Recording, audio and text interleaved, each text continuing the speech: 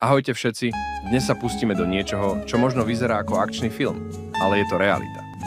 Predstav si, že sa ponoríš do sveta kokainu a zažiješ ho nielen ako pozorovateľ, ale priamo na vlastnej koži. Možno si myslíš, že vieš, čo táto droga robí, ale dnešný príbeh ukáže, že cena za rýchle vzrušenie môže byť vyššia, než by si kedy vedel predstaviť. Prvá dávka. Vstup do eufórie. Obraz si rozjasňujúceho svetla, ktoré zaplavuje tvoje zmysly. Keď prvýkrát šnupneš kokain, tvoja hlava sa okamžite zaplaví bleskovým pocitom energie. Začneš sa cítiť ako hrdina, ktorého nič nezastraší. Všetko je jasné, rýchle, dokonalé. V hlave sa rozozvučí dopamínová explózia.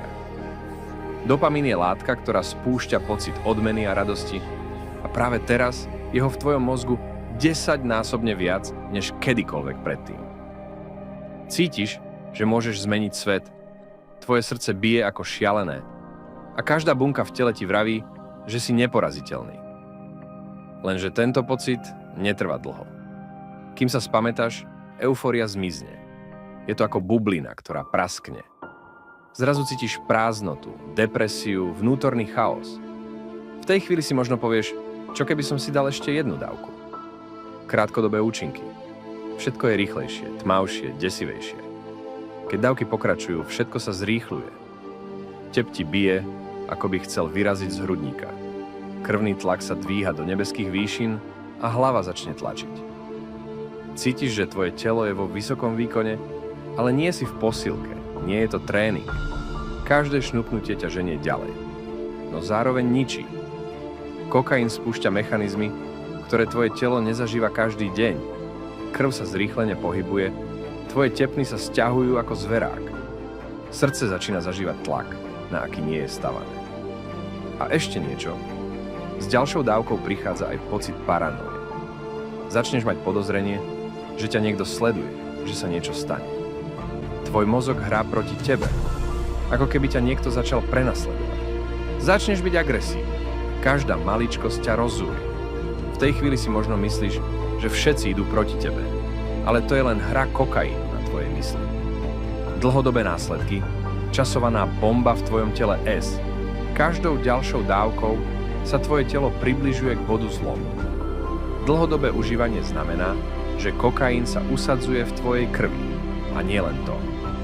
Tvoje srdce, to, čo ťa drží pri živote, sa pod náporom pomaly oslabuje. Každé šnupnutie je ako rána do srdcového svalu, ktorý sa stáva zraniteľnejší. Infarkt? Možno si myslíš, že je to vec starších ľudí, ale pre teba je to už veľmi reálna hrozba.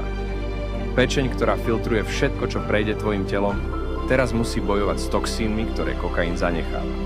Už to nie je len pečeň, ale aj tvoje obličky a celé telo sú ako vojaci v nekonečnej bitke. A čo dýchať? Kokain môže spôsobiť, že tvoj dýchací systém začne kolabovať. A keď sa to stane, môže byť už príliš neskoro. Psychický úpadok, strata nad sebou, srdcové problémy, kolabujúce orgány. Ale to nie je všetko.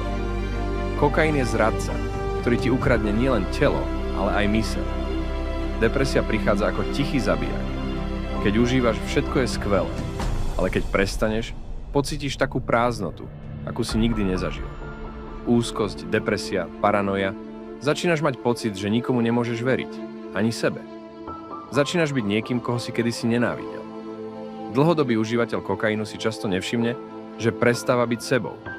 To, čo ti kedysi prinášalo radosť, šport, priatelia, rodina, je teraz preč. Tvoj mozog je doslova predrôtovaný tak, že bez kokainu už nedokáže zažiť pocit šťastia. Každý ďalší deň je len tmavšia verzia predchádzajúceho. Záver je jasný. Kokain nie je len droga na chvíľkovú zábavu.